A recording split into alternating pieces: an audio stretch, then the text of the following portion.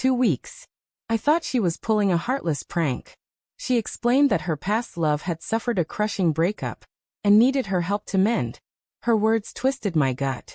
It was unimaginable that the woman I'd built a life with could utter such a thing. She attempted to ease my worries, assuring me her intentions were rooted in compassion and kindness. But the thought of her placing him above our sacred promises made my chest ache.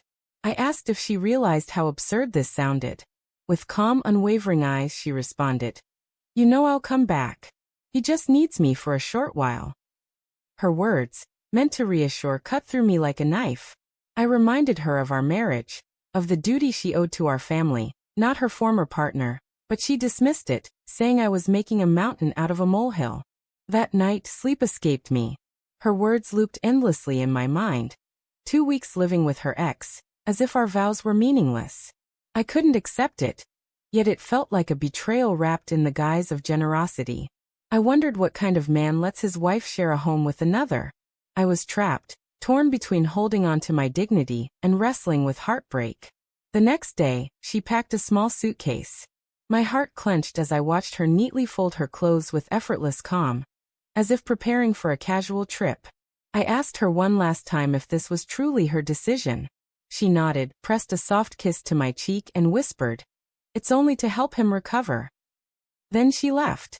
Our daughter Lily, just 16 but wise beyond her age, stood quietly in the corridor, observing. That evening, she came to me, her voice gentle but weighted with worry. "Dad, are you okay?" I forced a faint smile, but she saw through my facade. "Why is Mom picking him?" she murmured, her voice trembling.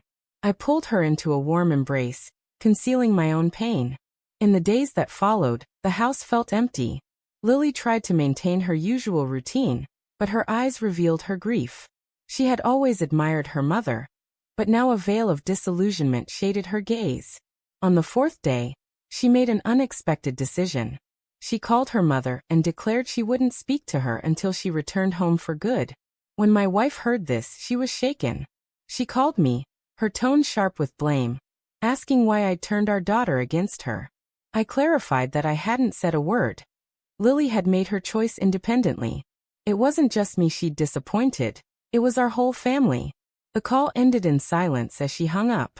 On the seventh day, Lily surprised me again. She proposed we spend time together, just the two of us. We went to a quaint diner, shared a meal, and she gazed at me with sincere eyes. "Dad, you don't deserve this. Mom should be with us, not him." Tears pricked my eyes, but I only nodded. It hit me then that my daughter had chosen a side, and it wasn't her mother's. The days dragged on, but Lily's steadfast support gave me strength. We shared moments of laughter, cooked meals together, and even cared for the garden. It almost felt like we were building something new without her. It hurt to admit, but life without my wife wasn't unthinkable. It was just different. When the 14th day arrived, my wife returned. She stepped through the door, expecting things to be as they were, but instead, she faced a chilly distance. Lily didn't run to hug her.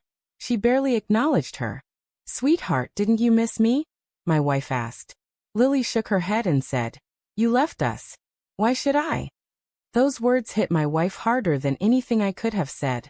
She looked to me for support, but I stayed quiet. This wasn't my battle anymore. It was hers to face with our daughter. For the first time, she seemed to understand that her choices had consequences no justification could erase.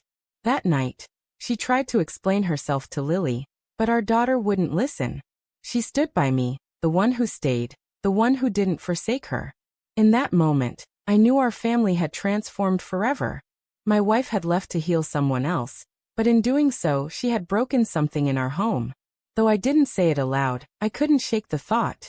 Sometimes, in trying to save another, you lose those who needed you most. The next morning, she sat at the kitchen table, her eyes swollen and red, waiting for Lily to join her for breakfast. But when our daughter walked in, she didn't glance at her mother.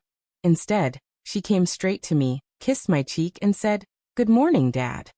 The silence that followed was deafening. My wife broke down, tears streaming as she begged for Lily's forgiveness. But Lily only shook her head and whispered, "You chose him over us. I'll never forget that." In that moment, the truth became clear. My wife hadn't just lost my trust, she had broken the bond with her daughter. No matter how many apologies she offered, some wounds were too deep to fully heal. Our marriage might be mended or broken, but the damage to a child's heart was something she could never undo.